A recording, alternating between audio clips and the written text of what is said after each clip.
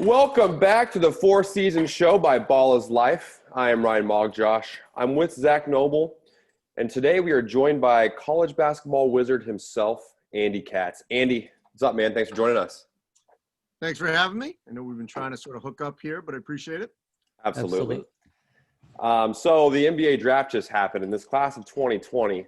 I really want to pick your brain about. To me, it seems like more of a crapshoot than any other year. Now, for me, I'm no analyst by any means, especially with college, but the no tournament thing had to play a part in that. I know people's stock as players rises and falls in the tournament, but no tournament this year. What were your thoughts on if more luck is involved with this draft more than previous years, and what played out for the first couple, I guess, lottery picks? So I would say I agree with you. Obviously this is unlike any other year that any of us have experienced in our lives. And so take it down to the granular level of just being a college professional basketball player. They had no NCAA tournament. They had no combine. They had no workouts. They had no summer league. They had no team camp that they're just now starting in December. So this whole class, we're going to have to judge, a couple years from now, because it's going to be very unfair to judge anything. I mean, we don't even know, even players they're signing with two-way deals, we don't know what the G League's going to look like. Is it going to happen? When's it going to happen? Is this developmental team going to happen? Clearly the NBA's priority is making sure they can get an NBA season in. And so much is up in the air that it's hard to judge us. The top three were the top three that went pretty much as projected. The biggest surprise to me, well, there were two of them, were probably Patrick Williams going to Chicago at 4, and then Jalen Smith going to Phoenix. That's mine. Yeah. Those were the two picks that I think, not to dampen their talent, but just where they went and when they went, I thought was the biggest surprise. No, I agree on those two players as well, but looking back when you say no tournament and having an impact on players, I project it impacts the juniors and seniors the most. I mean, the guys that are polished where they could have a huge performance that lifts them, whether it's from 20 to the mid-teens and something like that. Is that what you would say? It impacts the juniors and seniors the most, or what player or players would be impacted by not having the combine and the draft? Well, I might disagree with you a little bit because I think this particular class was unaffected at the upper class level because Obi Toppin, for example, I think he's a great pick for the Knicks. I hope it works out. He's earned it. He's worked at it. But how much higher would he have gone if Dayton even had made a Final Four run? I don't know. Would he have gone that much higher than he went? Maybe not. People always get hung up on age. The other player that what makes this even more sort of unique is James, Wiseman, didn't even get a chance to play. Yeah, only played 3 games. Had he played a full season, he might have been the consensus number one. Now he went 2, but he could have been the lock at number 1. So we wouldn't even known that. So I don't know. I mean, go back the year before, John Morant, not an upperclassman, but a sophomore, if I'm not mistaken. Yep. He has a great game against Marquette, and that really blows up his stock. Yeah. To where, that helped him tremendously. And then on the flip side, Carson Edwards had a phenomenal NCAA tournament. Yes. I mean, within a whisker of taking that team to the Final Four, but he is who he is, which is an undersized scoring guard, and he went in the second round. So going into this draft, I thought, okay, well, if it is a crapshoot like this, you're going to have teams trading picks left and right. The first trade happened at 16. Was that a factor of like, well, shit, guys, we have no idea who's going to go where. Let's just take a pluck at this guy and see what happens. Yeah, I'd say it's a little bit of that. I will say the one thing, and I've been doing this for a long time, I was covering the draft for ESPN pretty much from when I got there around 2000. And then the last 3 years I've helped out with NBA TV. And I've grown more and more frustrated with the trades because, I used to have to constantly track it when I was at ESPN. That It sucks. was, not easy. Not another one. Yeah. Dang it. Yeah, not easy at all. And it's one thing actually I don't have to do now, which is good. Now it's just reacting versus chasing. But it's so hard to follow. Like, I'm trying to think about if I'm just a regular viewer, how hard it is to follow, especially in the second round. But I think it also does a disservice to who they're trying to serve, which is the players. They're trying to give them their moment. And, for the life of me, I don't understand why the NBA can't fix this, because here they are, these players, and in this instance this year, they're at their homes and they're celebrating and they're putting on the hat and all this kind of stuff. And then like that, they're traded to somewhere else. And maybe they're traded again, 2 times. And, I just think they could really do this a little earlier. There's no reason why all these trades have to happen, at 9 o'clock at night, 10 o'clock at night. And yet that's what's happened. And it's really difficult to follow. And I follow it. And for the players themselves, I think it's got to be incredibly difficult. Okay, so what would you do to change that? Well, I mean, I think that you could definitely do things earlier in the week. A lot of times we know that teams are picking for certain teams. And, look, I'm not a lawyer, and I know the legal side, they have to sort of sign off on all this. But it's annoying that you'll see whatever, Sacramento on the board at 22 or whatever, but it's really Milwaukee. And you got to think about, as I said, the players, the viewers at home, especially those that may not be as wired into all this. It's confusing. Yeah. And so I think it's definitely something that needs to change. So when you think about that, I actually have never thought about it that way.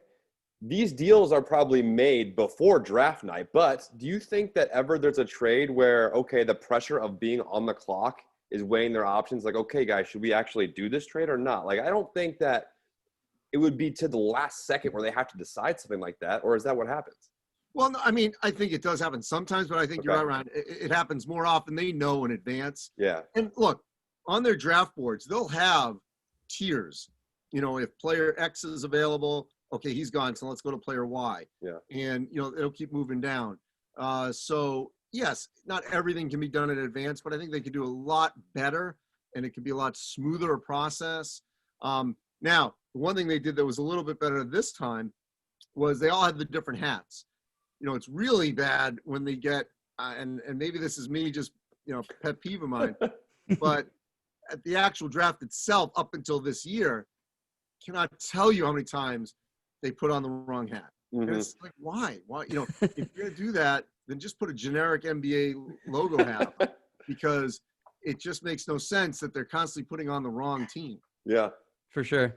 So you said it's a bit of a crapshoot this year, and I mean, you can say that about most years. But looking back on it, I mean, what are the biggest surprises in your mind outside of Jalen Smith and Phoenix? Even though I thought that was an excellent fit, a perfect backup behind DeAndre Ayton. Even though I had Smith in my 20s, I think it's going to be a perfect fit for him. What other surprises do you have in the draft? So, yeah, I agree with you. It's just all, and I'm also a big proponent of, and I get it, there's all this value and assets about when you take someone. Right. And so, value or best fit. If they're not supposed to be 10 or 9 or 8 based on your metrics, and you still take them, then have you lowered the value of it? Mm-hmm. But at the same time, if that's who you think is who you want, then that's who you should select. I will say this, that I thought the Celtics did a really good job late, and they've done this. We'll see how it plays out. And I know they just picked up Teague as well, in the last couple of weeks as another backup guard. But I'm a Peyton Pritchard fan. Mm-hmm. I think that another veteran guy who can come in, knows who he is. As much as I like Carson Edwards, as a backup, he's really a 2 in a point guard's body. And you need someone to replace Kemba that's going to basically do the same thing and be a playmaker. And so I thought that was a good late pick for them. Staying on that position, I'll be really interested to see now that John Wall's gone, does that open up more minutes for Cassius Winston in Washington? Because I like that pick too, experienced guy. And I really believe this, that like it is in college basketball this year, that experience will matter because of all the curveballs going to be thrown. Also, I think experienced rookies have a better chance versus, the completely raw young rookie who's coming in, who's not going to have what we just talked about, that summer league and that extended training camp, or even a chance to go down and play some G League. And so I think the older rookies, if there's ever a year for those guys to get more run earlier, it's this year. And I think that we could see some benefit of that. I like that take. I like the Cassius Winston thing because you know what? Here in Kansas City, we had our guy Devontae Graham a few years ago come right in as a upperclassman in college and make an immediate impact. And last year should have got more Most Improved Player of the Year voting. But I was going to ask you, late first, early second round steal, you named a couple of them. Another upperclassman that I like, Udoka Azubuike to Utah. I like that a lot. I think people sleep on him. And he's one of your upperclassmen again that's going to maybe see playing time right away. I know the Jazz just signed Derek Favors back again, which kind of hurts. I did not like that signing as far as Doak is concerned. But what do you think about Doak to the Jazz? I love that. I'm glad you brought that one up because he's another perfect example. If he stays healthy, and he has lately, I mean, obviously, I don't know what he's been doing in I talked to him early in the pandemic in the spring, but assuming that he is healthy, because he's had some issues the last couple of years, I think that's a great selection of a player that could come in, knows who he is, knows what he needs to do, extremely experienced in many situations. Coming over from Nigeria, I mean, he's got worldly experience of dealing with adversity. Yeah. And so, this is not going to faze him as much. And the Jazz historically, have liked those traditional bigs, even with a change of, tenures and cultures now with Quinn Snyder. At the same time, they've all trended still to have that kind of big, at least, whether or not a starter or backup. So I think he could be a good fit there. This is a question I like to ask a lot of people, but it's just all about projections, obviously, as is most of this stuff is. But if you were to guess, if you had to make a pick, how many players make an all-star game? Just at least one in this draft class. I will go with, if the over-under is 5, I'll take, maybe I'll go with 3. I like that. That's fair. I mean, there's been classes where I think only one guy has made it, if not any. I mean, Ryan, what's your pick? I'll tell you the 3 that pop in my head right now. Okay. Would be, and there may be some ball haters out here, but I'm not feeling it. So I would go with Wiseman, Edwards, and Toppin. Love it. So you said you're not a ball hater. No, I may be bringing it upon myself by not. I like that take. I think that's going to be a popular take because LaMelo is all about the clout, and he's in every video and every analyst is talking about him. But there's not a lot of body of work with him in strictly basketball that a lot of people have seen yet. So I think that's a popular take, and I think that he, more than anybody that's drafted so far, has a lot to prove. Well, and also, let's think of the team that he's on. They're still a ways away. Obviously, who knows how long he'll be there, but let's just say in the short term. So I don't see him getting onto an all-star team in the when I say near term, let's say the next 3 years, so a rookie contract, because I don't think they'll be very good in Charlotte. And so take that into account. And then he's going to have to be on the right team that's got big-time supporting cast and elevate himself without having to be too ball dominant. No pun intended. No, I agree. 3 would probably be my pick as well. I think that's very fair. Which would be your 3 though? That's the real question. I mean, I'm going Wiseman. You're not an Anthony Edwards guy, Zach, are you? It's a tough game to play. I'm not so see the thing with the first three guys, I agreed on all of them. I like the fits for all of them. They just all have that same mindset. They don't have that killer mentality for me, and that's what really pulls me back on these three guys. I just think Wiseman's going to have the most success, the quickest, being he's in an environment that breeds it. And I'm not sure sold on Minnesota and Charlotte being able to get that out of the other two guys as quickly as they need to, or if ever. But the great thing about LaMelo and Charlotte, I think it's a place that's going to allow him to be LaMelo, and that's all he needed. If we're ever going to see his full potential, he's got to be able to be LaMelo Ball and just play his game and do what he wants and be able to make a lot of mistakes. I think that could work with him and Devontae there. I really like the fit. So I'm gonna go 3 All-Stars as well, but I'll go Wiseman. I'm gonna go LaMelo Ball, and then my third one. It sucks for me to say this as a big Timberwolves guy, but I'm gonna go Killian Hayes. Okay, that's a good one. I wanted my Timberwolves to take him at number 1. So, all right, Bo. Here's the thing: are you saying LaMelo gets there as a member of Charlotte or another team? No, I do. I think he'll get there at Charlotte. I hope if he's going to get to become an all-star, it's going to be because he has success in Charlotte. And, he's got to just run with this opportunity, and they got to just let him make all the mistakes in the world the first couple of years. Do you think this is the best fit for him? Ryan's still thinking. What's your over-under on that? Yeah, man. Coming into this draft, I just notch this draft up to be, you're going to get an early second round pick who is just an absolute steal. Like Tyrell just Terry. Some hidden gem that nobody really knows about, and these players are going to develop, and then you're going to look back and go, oh, Pascal Siakam, second round, somebody like that. I'm going to say under 5 for sure. I hear the knocks on Anthony Edwards and his mindset and how he kind of lackadaisical a little bit, but I just think that his skill is going to be there enough to reach all-star level. So I'm going to say 2, with them being Edwards and Wiseman. All right. I like it.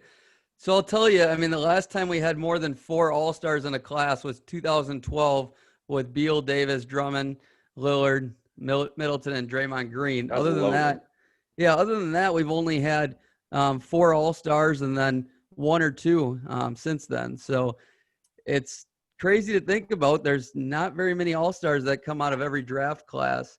But looking back on this draft class, Andy, what do you think people get out of it? I think people were really lazy this year and just saying it's a bad draft. It's a bad draft. It sucks. And it's not going to compare to next year or compare to this year. But personally, I think it's an extremely deep draft. Like, I think there's going to be a ton of really, really good role players for years to come. It's going to be one of the deeper drafts in my estimation, but I just don't think the top talent is very good. And that's how I explain it to everybody. What are your takes of this draft when we look back on it in 10, 20 years, you think? Ooh, that's a pretty big 10, 20.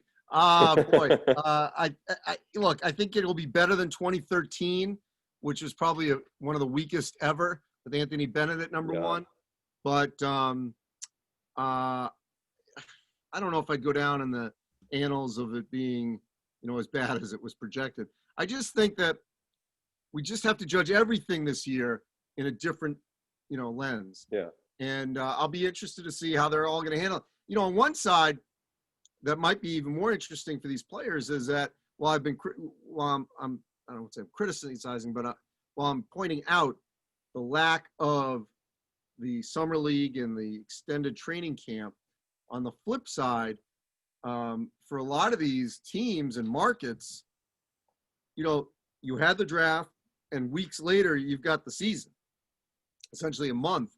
And so everything's fresh. They just got to their city. Now they're working out and now they're suddenly going to play. And the rosters are going to be expanded like they were in the bubble. And so, and that's the other thing that the other thing that we have to keep in mind. There are going to be more opportunities and maybe more chances to make mistakes because of, because of COVID. You may have situations where, 2 starters can't play, but now they've got these rookies who are sort of on this reserve. Let's go, you're in. And I'll be interesting to see, are they going to keep things, separate, or is there going to be like sort of a group that doesn't work out with the main group once we get going here, just in case there's a positive? Like, there's all these kind of intricacies that may occur. They may travel differently, almost like a taxi squad, that they can dip into. I mean, that's the craziness. They may have to. Yeah. And so, if there's contact tracing and these 5 starters are out, here we get these 5 in because we kept them separate. I mean, there may have to be situations like this through the first half of the season. Basketball Hunger Games, like the Denver Broncos we got. Yes. No quarterback situation. I can't wait till I shouldn't say that. That's a terrible thing. If there's any team I want to see him roll out a random lineup, I don't want anybody to get COVID, obviously, but if there's any team I want to see roll out a random lineup, it's the Detroit Pistons and the 5 center rotation. So, Andy, we asked Jay. We had Jay Billis on our show. We had Seth Greenberg on our show. Those are our 2 college basketball guys. Jay, we asked them, I guess, some of the guys that they were attached to in previous drafts that did not pan out. Somebody that they really believed then that didn't amount to much, just so we can get a laugh in. So Jay was really high on Harry Giles, who obviously has not lived up to his expectations. He ain't done yet. He's not done. I truly believe that too. I kind of like him in Portland. But Seth said Scal was the next guy, Scal Labissiere. Yep. And obviously we know how those guys have panned out. I'm asking you a 2-part question.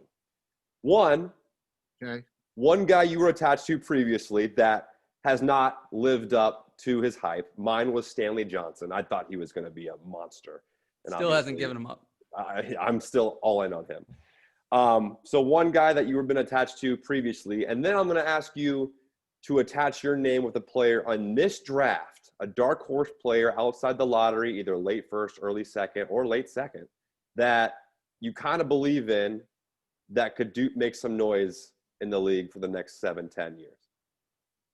All right. I am going to give you the second answer first. Okay. I like that. Tell you a player that I believe in, that I'm a legitimate fan of, and I hope it works, and that's Miles Powell. Undrafted. I'm with you. Seton Hall.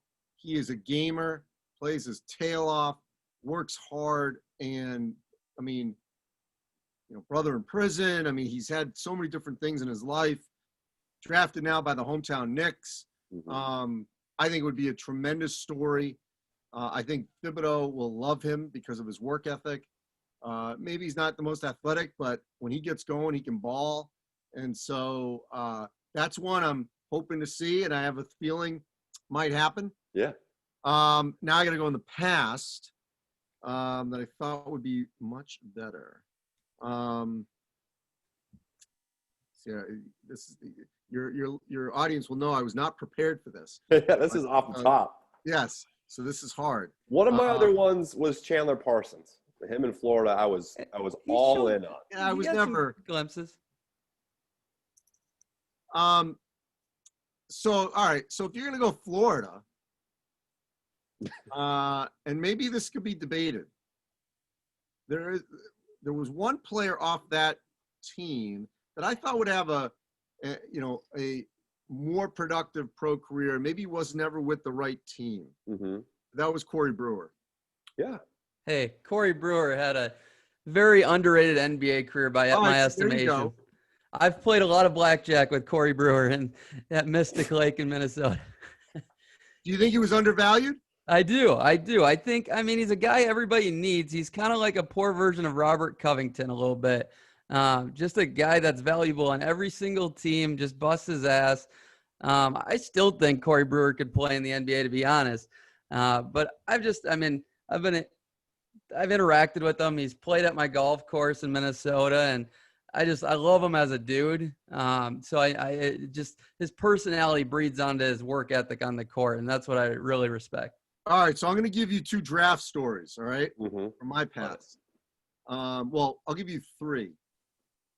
One by – no, you know what? I'm going to go 4, all right? I got 4 stories for you. I'll be trying to be quick here. Okay, number 1, most incredible draft story I ever did in terms of human interest, not even close, was Ben McLemore. We did a story in his house in easily one of the roughest neighborhoods I've ever been to in my life in St. Louis. Mm-hmm. That where I saw where he came from, you know, I mean, he obviously has made it financially, but it was eye-opening. And I mean, really just immense poverty and an area that you just think, you know, society has left. Yeah. It looked like it was in another country, like a war-torn country. So that's number 1. Number 2, draft story that we did out with Blake Griffin when he was working out with the masked man, Frank Matrasano. We were in the hills of San Francisco on the sand dunes. Yeah, I've seen those. And to do the story, Frank said, I can only interview Blake if I do it as well. And so we didn't show this, but my producer said, okay, you're doing it, I'm not doing it. So I was always behind everyone as we're filming, and I had to carry the medicine balls up the hills, all right? Because Frank's whole thing was the only way I would get access is if I participated.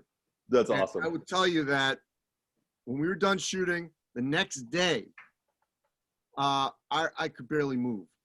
Like, I've been, my last 10 years, I've done, you know, 3 marathons. I've been a big runner. I play a lot of tennis, but maybe to my detriment, I've not done as much weight training and squats, but that was brutal. 3,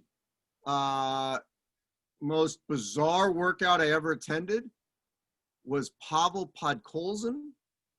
Remember that name? Yes. I do not. Went like 5 to Dallas or something. Chad Ford, you know, had hyped him up. And, his guy. and look, I love Chad. I mean, Chad traveled the globe. But it was this crazy workout in a place in maybe Chicago, I think. And everyone was like looking at him like he was the second coming of whatever. I don't know, and he was a total bust. And then the last thing I'll tell you, the craziest draft thing that I ever was a part of, I'm guessing this was maybe in it was 2002. So I'm dating myself here. So early stages of ESPN News, I'd only been at ESPN 2 years, and they send me to Chicago. Hey, Yao Ming's doing a workout. So I show up there, and they basically, and I totally green to, you know, hosting or anything like that. And they basically throw it to me. And I basically had to host this Yao Ming workout as first of all, he's walking through the campus of Loyola Chicago, giant, and swarms of NBA people. Everyone's just around him. We get in the tiny gym at Loyola Chicago, and little trivia for you. They needed someone to work him out. So they call up Northwestern, and on the staff at the time for Bill Carmody, who was the head coach, was Mitch Henderson, who played at Princeton, now is the Princeton head coach. So Mitch Henderson ends up being the workout guy for Yao Ming. And think about the height difference here. Yes. I mean, and he's trying to post him up, but they just needed somebody to go up against Yao Ming. And I just remember I'm like, you know, thrown into the fire as I'm hosting this thing on ESPN News, and Yao Ming's just dunking on him, and it's just definitely one of the craziest draft things that I've been a part of. Love it. No, I appreciate that. Those are good ones. Couple more will get you out of here. So who's going to have the best immediate impact, whether it's on a good team or levels a team up as a rookie, kind of like the Malcolm Brogdon, Jason Tatum, Ben Simmons effect, we can say? if anybody? Well, I'm going to go with Onyeka Okongwu. Mhm. Love it. I think he's a special talent. I think he's a really good fit with the Hawks. You know, matching up with Trae Young. I like what they're building there. Still young, but I think he'll have an impact there. All right. Now I need to know this upcoming class, how many guys would you take number one that's coming into the 2021 class, number one in 2020? Well, I'm sorry, of the 21s, Yep. Of the 21s. who would I have taken in 20? Yep. Oh, Cade Cunningham.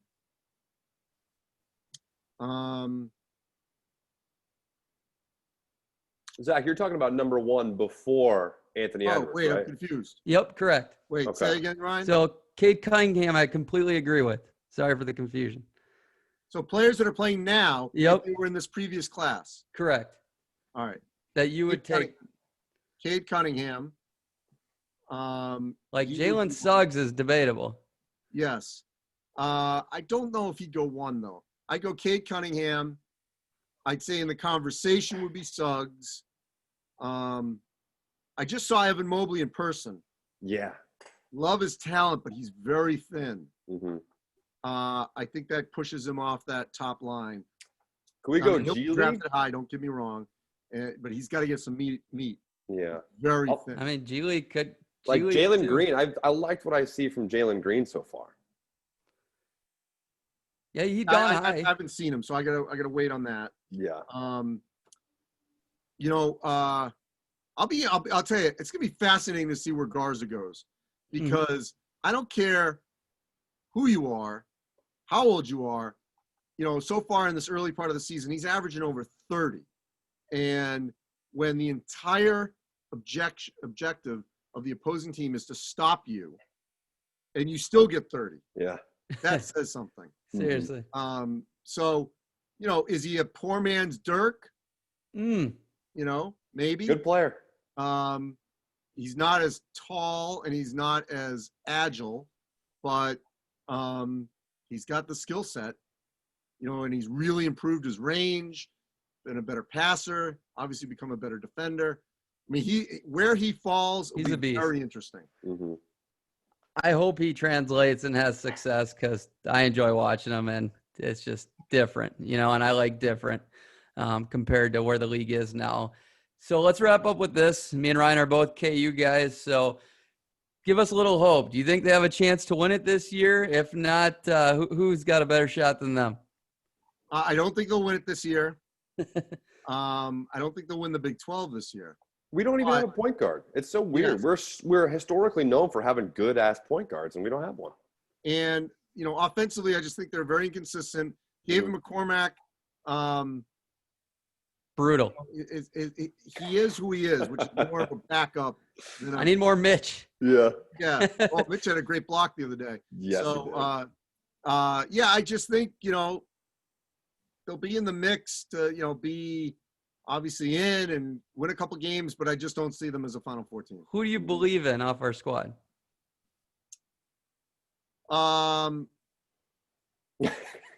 It's okay to say no. On that note. Agbai, Mm-hmm. you know, Marcus Garrett as a defender. Yes, I don't believe in him as suddenly becoming this great offensive player. that's fair. Is that fair enough? Very good, Andy. That's We fair. appreciate you coming on. We thank you. enjoyed it. Appreciate You it, take guys. care, man. All right. Thank you.